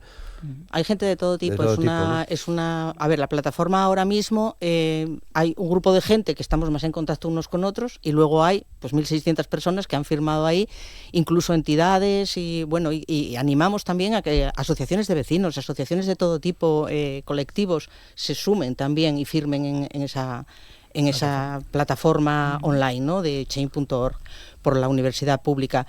Pero somos un grupo muy heterogéneo de gente que partió de la Universidad de Oviedo, eso es cierto, es así, partió de esos catedráticos que dieron esa rueda de prensa y de otra gente alrededor también, que no somos catedráticos, pero que estamos ahí también intentando defender la universidad pública, porque creemos que realmente si hay un ascensor social y una manera de igualar a la población en cuanto a oportunidades, es la universidad. Y decía ahora Santiago que no lo decimos por una cuestión personal. Yo creo que por una cuestión personal y por una cuestión política, en mi caso, por las dos. Yo soy nieta de 2 mineros. Yo no podría ser universitaria si la universidad no se hubiese puesto al alcance de mi familia. Una universidad pública, por supuesto. Entonces, yo estoy muy orgullosa porque los 4 hermanos que somos en mi familia somos universitarios y somos la primera generación de universitarios de la familia. Eso se lo debemos a la universidad pública, a la de Oviedo y a la de otros sitios donde fueron a estudiar, pero a la pública siempre. Entonces creo que en el bagaje y en la historia de muchas personas está eso, ¿no? Y lo han vivido en su familia. Creo que eso hay que ponerlo en valor. Lo que pretendemos desde la Plataforma por la Universidad Pública es poner en valor precisamente ese papel de oportunidades que ofrece la universidad pública y exigir a las universidades privadas que entendemos que quieran hacer negocio, pero que tienen que dar algo a cambio y algo de calidad. Una última cuestión. ¿Tenéis más actos previstos para próximas fechas?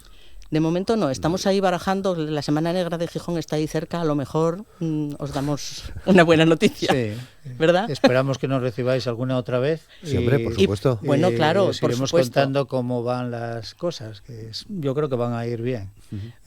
Lo que te decía, estamos intentando ampliar contactos con otras plataformas por lo público, con asociaciones ciudadanas, sí, y creemos que esa es la vía. La vía es no solo quedar en la Universidad de Oviedo, que aunque algunos estemos allí, estamos también con gente de fuera de la Universidad de Oviedo, y la cuestión es crecer en Asturias, no quedar endogámicamente dentro de la universidad.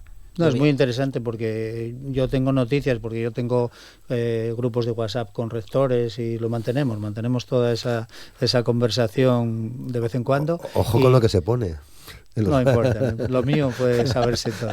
Entonces, bueno, casi como lo de Pedro Sánchez, pero que te quiero decir que hay un movimiento general y a mí me alegra que nuestra plataforma esté realmente dinamizando esto y que haya ejemplos de plataformas similares en comunidades que están mucho peor que Asturias. Porque no es baladí que Donald Trump le dé caña a Harvard. Claro. Nos puede parecer aquí anecdótico, pero es preocupante, Santiago y Ángeles, ¿no? Es muy preocupante esa dinámica, pero bueno, ya sabes que la política a veces va por olas, ¿no? Es una onda que sube y baja y esperemos que esta onda, que a mí personalmente no me gusta nada, pues con las guerras y con toda esta historia, pues y nuestros dirigentes virando hacia unas políticas muy preocupantes, pero bueno, eso es otro tema para otro debate, pero que sí, que se ataque a las universidades es un muy mal síntoma. Muy bien, bueno, pues hoy lo dejamos aquí, seguimos atentos. Ángeles Fal, muchas gracias. Gracias a ti. Y Santiago García Granda, muchas gracias. Muchísimas gracias a ti.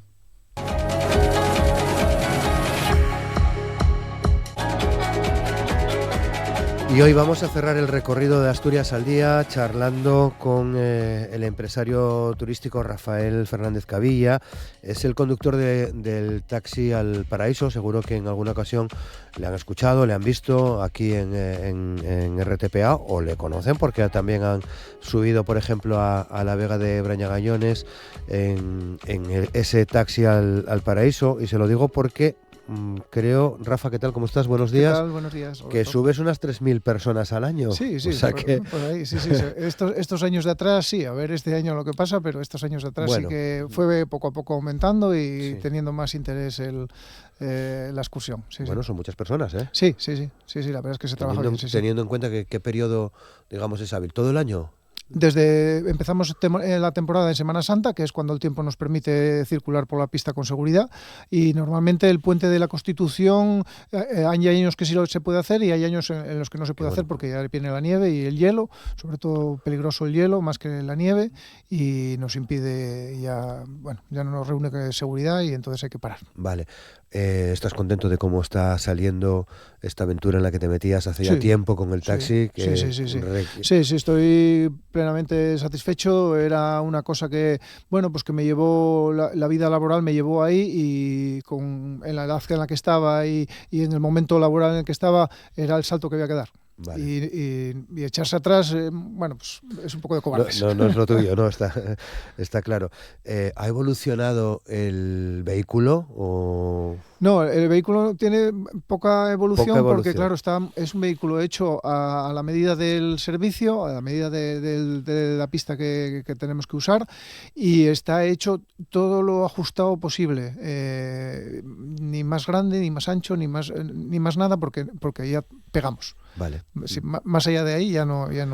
Y sabes, porque creo que una de las conversaciones que tuvimos hace tiempo, cuando ponías en marcha este taxi al Paraíso, habías participado en algunas ferias con él, que recuerdo que a Felipe VI le llamó mucho la atención una de ellas. Sí, así es. ¿Se está replicando el modelo? Bueno, ya me llamó mucha gente, ya se vinieron a verlo y a ver cómo funcionaba y un poco...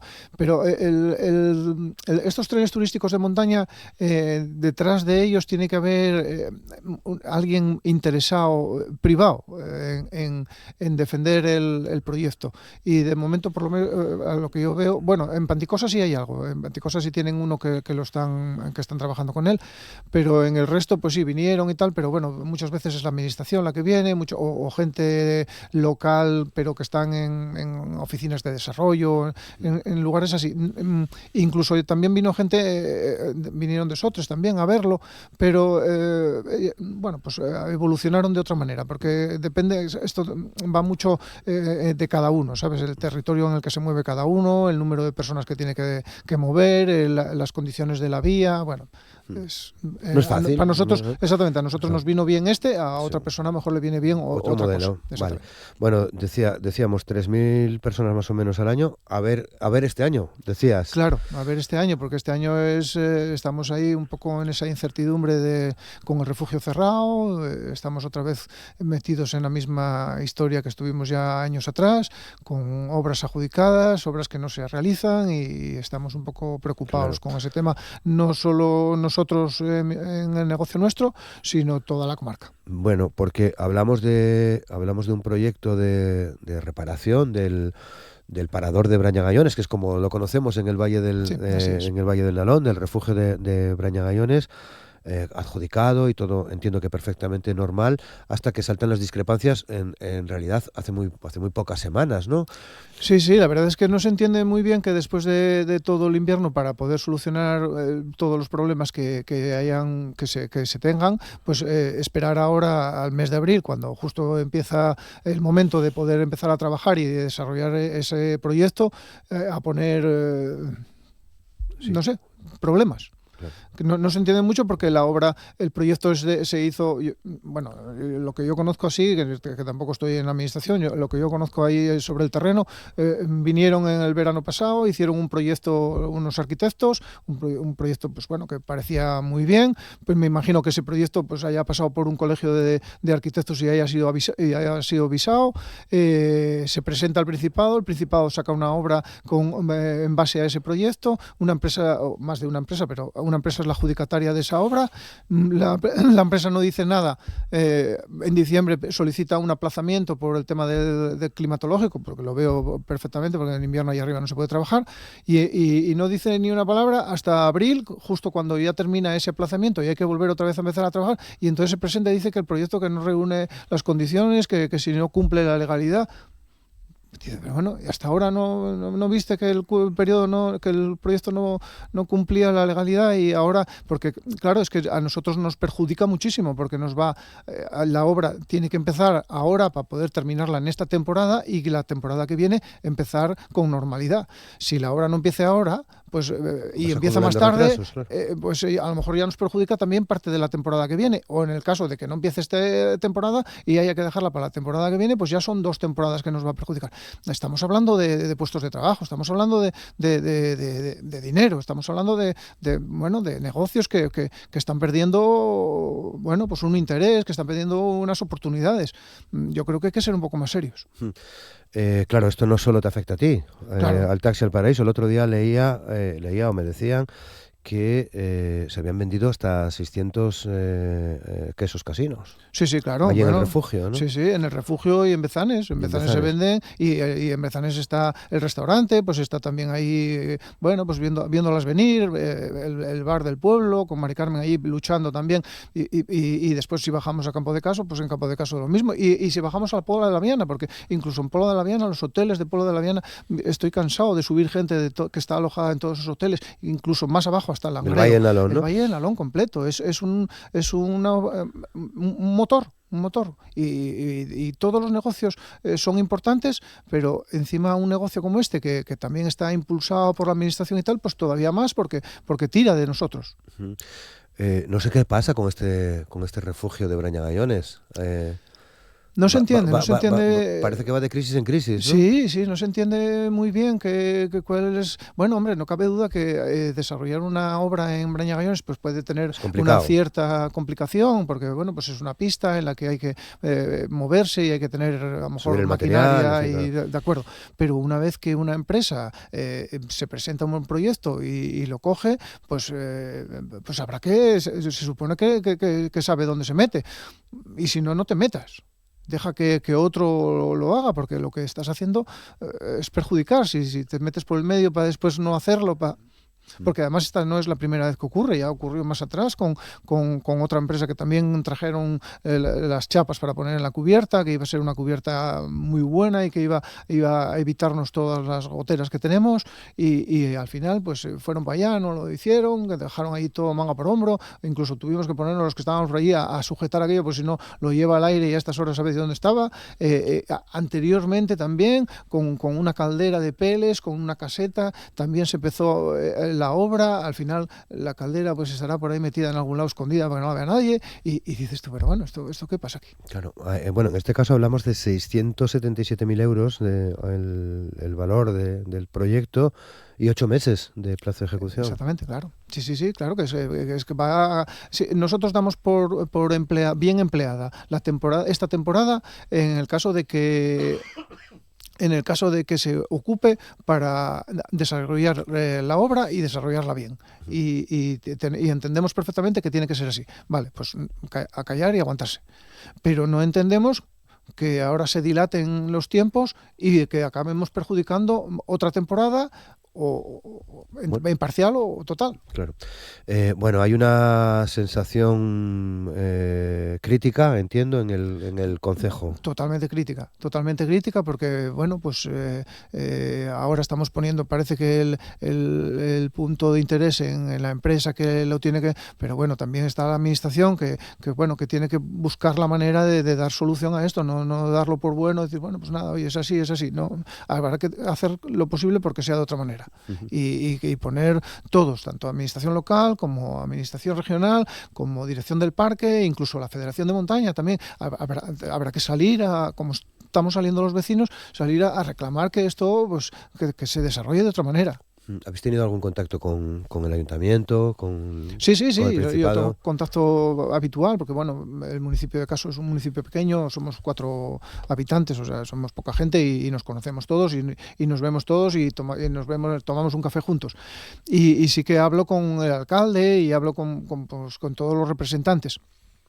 Pero bueno, pues ellos no sé qué harán o qué no harán en ese principado, si van y reclaman o si no tienen capacidad o si no lo sé, pero yo lo que sí les pido es que hagan por favor lo posible porque nos están dañando bastante. Bien, claro, a nivel empresarial y en este sector, el tuyo digamos, el del turismo, en Caso hay bastantes iniciativas vinculadas a este sector. Sí, bueno, son varios los negocios que estamos trabajando allí y que estamos tratando de salir adelante y desarrollando nuestra actividad, y como digo, son todos importantes y todos dependemos unos de otros, y en el caso del refugio de Brañagayones, pues a lo mejor tiene un pelín más de interés por eso, por depender de la administración, por ser un negocio pues que comparte de la administración ahí impulsando y tirando de los demás. ¿Y cómo está el refugio? Porque creo que está pululando por internet un vídeo bastante dramático, casi, si me permites la expresión, sobre la situación del propio parador. Bueno, pues el refugio está mal. El refugio tiene muchas goteras, el refugio, parte de la cubierta ya ni existe, las pizarras ya no están en la cubierta, ya el agua, suerte que estos 2 últimos inviernos no vino excesivamente malo, y gracias a José Manuel, el guarda, que José Manuel se rompe los cuernos allí por defender aquello, por recoger goteras, porque no vaya a peor. Porque no vaya peor, si no fuera por él, eso estaba mucho más deteriorado. Y al final, si no se pone remedio, pues acabará cayendo, porque claro, la humedad acabará estropeando todo lo de dentro y bueno, calderaos de agua saca. José Manuel saca calderaos de agua, pone cubos por allí y si esa agua no se recoge por parte de José Manuel, esa agua campa a sus anchas por el refugio. Vale, o sea que hay una parte que prácticamente no se puede utilizar. Hasta ahora lo que se utilizó, bueno, sobre todo eso en la época de buen tiempo y después, bueno, también la gente que se queda, los hospedados, pues también sufren un poquitín esas condiciones un poco precarias de las instalaciones, sí, claro. Hospedados que son montañeros, generalmente, sí. ¿no? Sí, bueno, el refugio de Brañagayones, si tiene un plus con respecto a otros refugios, es porque es un refugio muy amplio y muy cómodo, que otros no lo son tanto.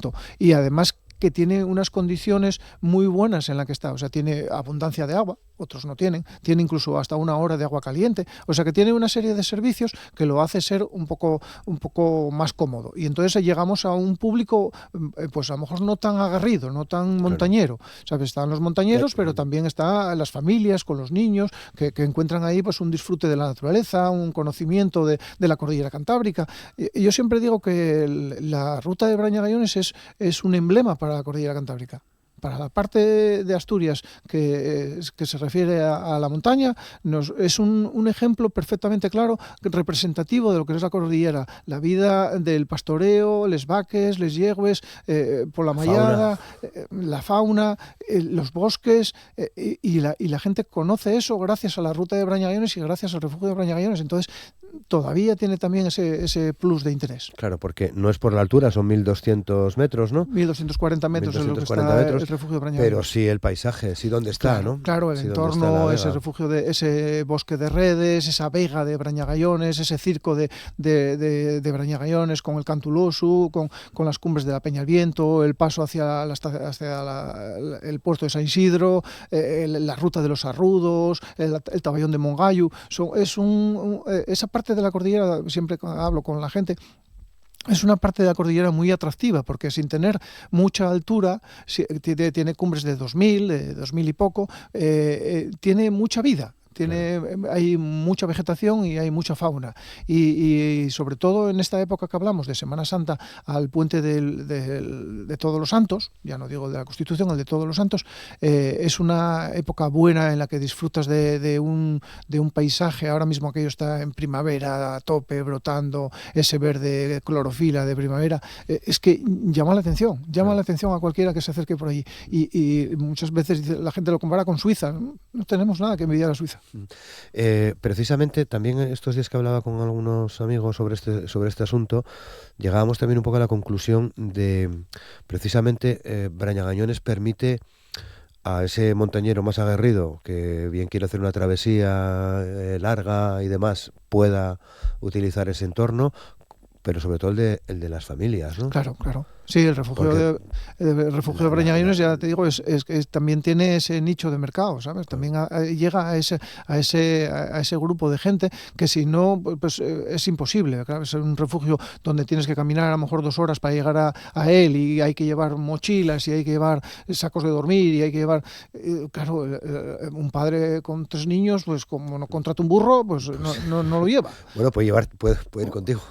En el caso de Brañagañones sí, pero en otros refugios no, en otros refugios es imposible. Sí. Por eso Brañagañones llega a más gente, y por eso y porque después está en un entorno que permite eso, conocer la vida de la ganadería, la vida de la montaña asturiana. Sí, porque puedes ahí compartir con la gente que tiene ganado, que sube ganado, ¿no? A la Vega. Estamos en un hábitat rural, un hábitat de ganadería. Ahí en caso el principal sector económico es el ganadero, y el ganado es el gran protagonista de la montaña en el Parque Natural de Redes. Claro. Lo fue hasta ahora, lo sigue siendo ahora y tiene que seguir siendo de ahora en adelante, porque es el que nos permite mantener aquello como está. Una cosa más, Rafa, ¿cómo estás trabajando ahora? ¿Sigues subiendo? Sí, claro, sí. Estamos trabajando con total normalidad. La página web está abierta, taxialparaíso.com está funcionando. Todavía el fin de semana subieron grupos. Mañana todavía tenemos un grupo de gente vasca que viene a disfrutar de redes. Y tenemos gente, sí, claro, estamos trabajando. Yo ya trabajaba mucho antes de que abriesen el refugio como refugio de montaña. Yo vivo allí y tengo que vivir de mi trabajo, y entonces sigo luchando por sacarlo adelante, pero claro, a lo mejor al 50% de lo que podía ser. Bien, bueno, pues ya nos irás contando. Rafa Fernández Cavía, nos tenemos que despedir en este momento. Muy bien, muchas gracias por darme la oportunidad. Gracias a ti por acudir al programa, por acudir a Asturias al Día. Un placer, suerte, Rafa, muchas gracias. Muchas gracias. Nos despedimos, disfruten de este martes. Mañana estaremos de nuevo con ustedes. Buen día, muchas gracias.